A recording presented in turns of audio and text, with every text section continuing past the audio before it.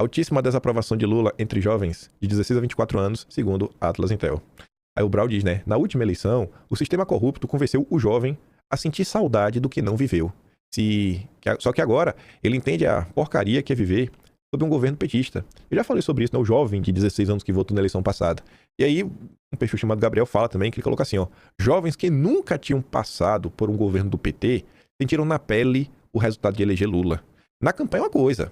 Na realidade é taxação de importação, novos impostos e promessas que nunca foram cumpridas. Não é à toa que a rejeição dele é de 70% nessa faixa etária.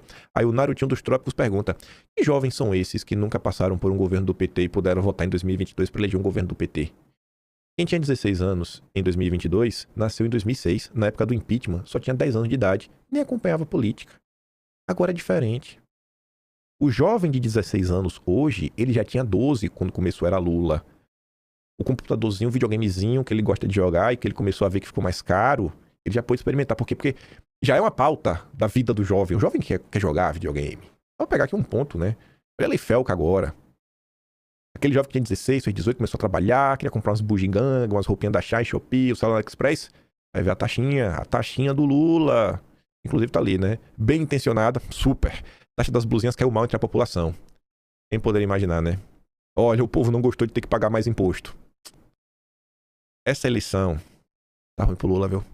E a tristeza do Lula é nossa alegria.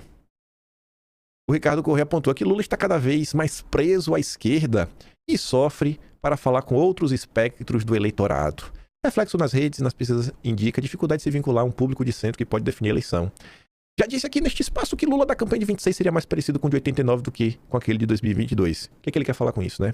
As pautas e os discursos que constroem sua candidatura estão muito mais à esquerda do que na ideia de dar frente ampla para derrotar Bolsonaro há 4 anos. Mas a nova estratégia, que serviu para Lula sair das cordas no momento de pior popularidade de seu governo, começa a oferecer efeitos colaterais. Cada vez mais, Lula está preso ao eleitor de esquerda e com dificuldade de se conectar com outros espectros da população brasileira. Dados de monitoramento das redes sociais disponibilizados pela APESATA medem o índice de narrativas de cada candidato baseado nas menções a eles. Esse índice indica que Lula tem navegado cada vez mais à esquerda. Cada vez mais isolado. Ninguém suporta o Lula. Enquanto os demais pré-candidatos transitam muito melhor pelos espectros, se aproximando do centro, por vezes, a depender do assunto de discussão. Flávio Bolsonaro, que tem feito um esforço para se mostrar mais moderado, por exemplo, se coloca menos à direita que Renan Santos. Começou a ser notado nas pesquisas. O reflexo nos últimos levantamentos de intenção de voto também é sentido, com a diminuição do espaço de crescimento de Lula e com uma votação bastante concentrada naqueles que já votam no presidente na última disputa. A Atlas Intel mostrou Lula perdendo para Flávio. Entre os que votaram em branco e nulo ou entre os que não votaram naquela corrida e que podem decidir uma eleição tão polarizada. Lula está perdendo para Flávio em que anulou o voto e que não votou na eleição passada. O isentão. O cara que achava que Lula e Bolsonaro eram iguais, aí votou com fígado, com a raiva, com ódio. E aí, curiosamente, você começa a observar esse movimento nos últimos dias. O pessoal tentando, mais uma vez, falar que Lula e Bolsonaro são iguais. Tanto pela questão do caso, pela questão do pé da misoginia.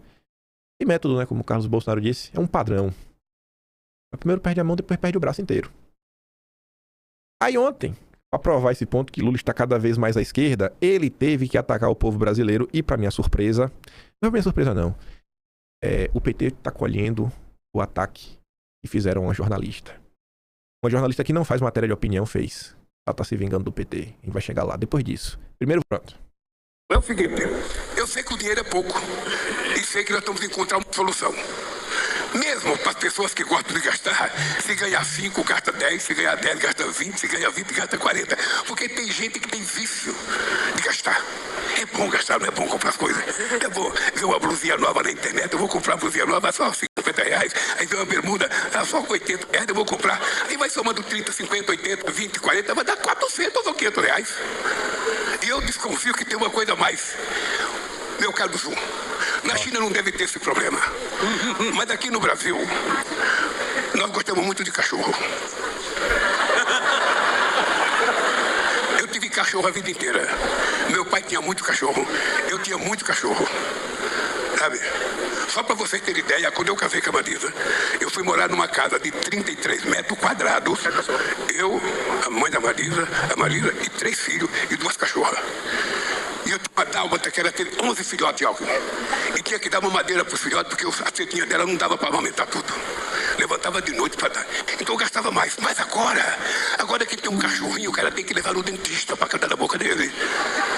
Ninguém aceita que a gente dê mais reto de comida. Era fácil pegar reto da comida e colocar o cachorro lá fora. Não, agora não. Agora os cachorrinhos querem dormir com a gente. Não é isso? Quer dormir na cama e tem que estar limpinho. Você tem que dar um banho uma vez por semana, uma vez por mês. Você tem que levar ele no veterinário. E tudo isso vai aumentando, sabe, um sequestro do nosso salário. E a gente não se dá conta. Só se dá conta no final do mês. Então, nós estamos tentando encontrar uma saída para ver se a gente diminui, sabe, a angústia da sociedade, para ver se a gente consegue melhorar esse endividamento, se a gente consegue fazer com que as pessoas se sintam aliviadas. Não é uma tarefa fácil, é uma tarefa difícil, mas como o Dalil estudou muito, ele está com a função de tentar apresentar essa solução. A outra coisa... Vocês estão vendo aí, né? Esse cara é presidente da República. Esse é o presidente da República, viu? Aí quem que aparece?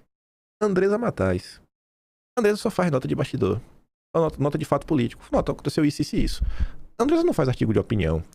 Só que em novembro de 2023, não lembro também se é outubro, começaram ataques diretos a Andresa Matais por parte de petistas. Na época, ela chefiava a coluna de política, coluna de bastidor do Estadão, que hoje é a Rosiane Kennedy. E aí, vocês lembram da eleição da Argentina? Que a maior parte dessas notícias que estão sendo do Lulinha, não sei se vocês estão percebendo, está sendo na conta da Andresa Matais com o André Chaldes. É hora da vingança, né, Andresa? Vá pra cima de quem te perseguiu. Você descobriu que é o PT. A senhora descobriu, dona Andresa. Lula quer que você culpe o Pix, o celular e o cachorro por dívidas. Calma que a gente vai entrar em outras perspectivas, né? Que é só para dar perspectiva porque Andresa Matais abriu espaço na sua nova vida de Monjaro para criticar o PT, né? Fazer um artigo de opinião. Para Lula, basta tirar o Pix, o celular e os cachorros para resolver o problema do endividamento do brasileiro. Sem filtro, o presidente demonstra que vai dar muito trabalho para seus marqueteiros nas eleições presidenciais. Ganha o eleitor, que pode decidir o seu voto com base no que pensa o candidato. Se eleito, serão 16 anos no poder. Quem tem ou já teve dívidas sobre o quanto isso afeta toda uma família, o quanto é difícil deitar a cabeça no travesseiro sem saber como sair do buraco. Os discursos de improviso revelam que Lula perdeu a capacidade de sentir na pele o problema do eleitor. Sua principal qualidade é sintomático. A maioria dos brasileiros não se endivida porque compra de forma compulsiva, como colocou, mas porque o orçamento não cobre mais as despesas básicas e elas incluem itens como celular e pacote de dados indispensáveis para qualquer pessoa que viva no mundo real. Ao dizer que as pessoas fazem compras impulsivas e depois colocam a culpa no governo, Lula só reforça o estereótipo de que o brasileiro é desonesto e quer levar vantagem em tudo. Lula passou os últimos 3 anos e meio encastelado, longe das ruas, dos ministros, do Congresso. As pesquisas mostram que o eleitor não gostou da dispersão. O petista é hoje um homem milionário, com patrimônio declarado de 7,4 milhões. Seu filho mais velho, Lulinha, movimentou 19 milhões e meio entre 23 e 25. A própria Andresa e o André Chaldes que deram essa informação, como revelou a coluna, né? Exclusivo. Para efeito de comparação, Alckmin, 4 vezes governador de São Paulo, informou patrimônio de 1 milhão nas eleições de 22. O Alckmin só tem 1 milhão, ele deve gastar dinheiro com alguma coisa muito errada, porque o tempo que ele tá na política, se eu fosse o Alckmin, eu tinha chupado uma boca do Lula. Há 23 anos, desde que ganhou seu primeiro mandato, Lula não sabe mais o que é abrir uma porta. Tem serviçais para isso, muitos dos quais maltrata publicamente, como já flagrado por câmeras. E para ouvi-los, descobrirei que o Pix, o celular e o animal de estimação não são um problema das famílias brasileiras, muito pelo contrário. Essa eleição, se a direita permitida não atrapalhar, se a terceira via não atrapalhar, se os isentões não atrapalharem, a gente leva no primeiro turno, viu? Ninguém aguenta mais o Lula. Lula cobra em reunião pressa para reagir a Flávio Bolsonaro. Sentiu, hein? Sentiu e sentiu demais. Ainda segundo relatos, Lula deu sinal de frustração com os resultados dos levantamentos eleitorais e com a dificuldade de conversão das ações do governo em votos. Ele reclama da falta de energia para reagir à ofensiva bolsonarista. Gente, você acha que uma pessoa que falou ali pro chinês, lá você não vai coisa de cachorro, né? Porque vocês comem o cachorro, na estimação. É o que ele tá dando a entender, né? Tu acha que o cara que fala isso, ele tá com suas faculdades mentais em dia? O Lula não tá bem, gente. O Lula não tá bem. O Lula tá doido. E ele não consegue compreender porque ele vai perder. Aí, veja a aposta do PT pra virar o jogo. Jacques Wagner aposta em 3 eixos pra conter o avanço do Flávio Bolsonaro. Discurso em defesa da democracia.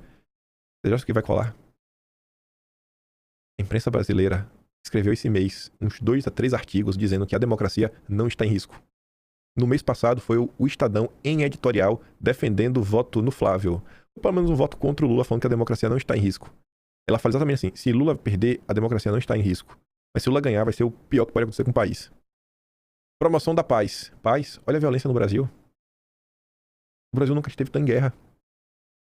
não vai colar. E na comparação entre indicadores do governo Lula e Bolsonaro, é sério, vai tentar levar pra isso? Vai dar ruim, viu, irmão? O cara tá pagando imposto, tá doidado, vai achar que vocês são mentirosos. Ou seja, Lula não tem plano nenhum. Lula não tem um plano. O plano de Lula é perder de 4. Liga pro Ricardo Salles aí e pergunta como é que perde de pé, pelo menos.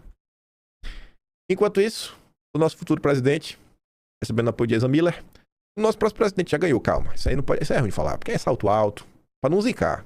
Estamos no caminho. Entrevista para o Financial Times, infelizmente, né? Tem gente aí que prefere jogar pra cima o comentário que, e qual é a sua semelhança pra fulana? Os bagos. Mas tá ali, ó, Flávio, fazendo entrevista ao Financial Times, a Bíblia dos liberais mundiais. Enfim, falei sobre o nosso projeto, atrás do país sobre a condução do governo, entre outros. Chuto eu que não vai ser uma matéria 100% favorável, mas também não será 100% crítica. E vai destacar com certeza que o Flávio não explicou claramente como ele deseja fazer determinadas coisas. Porque eu duvido que o Flávio vai falar o que eles querem ouvir. Duvido. E espero que realmente saia nesse tom. Quando a gente terminar o jornal de direita, mas tem se mostrado sério em entrevistas que já fez comigo, Bolsonaro e agora com o Flávio. Temos que ocupar espaço, certamente falando que Times influencia uma boa parte do mundo. Essa entrevista não surgiu do nada também, né? Parabéns aos envolvidos. Parabéns. Evento conservador nos Estados Unidos tem crítica à prisão de Bolsonaro e a veto à visita de conselheiro do Trump, o Darren. Aí você fala, o que vai acontecer? Deixaram Eduardo Bolsonaro falar? Não, gente. Não foi o Eduardo Bolsonaro que levantou esse assunto. Foi a Mercedes Schalps, ex-diretora de comunicação da Casa Branca e uma das organizadoras do evento. Uma das organizadoras do CIPEC fez questão de falar que o CIPEC condena veementemente a contínua instrumentalização do lawfare pelo Lula, pelo Dom Pedro III contra Bolsonaro e o povo brasileiro. Afirmou ainda que Bolsonaro é um preso político. Dom Pedro III transformou o judiciário brasileiro em uma arma política, impondo condenações injustas, ordens de censura e restrições, que transformaram o presidente Bolsonaro em um preso político.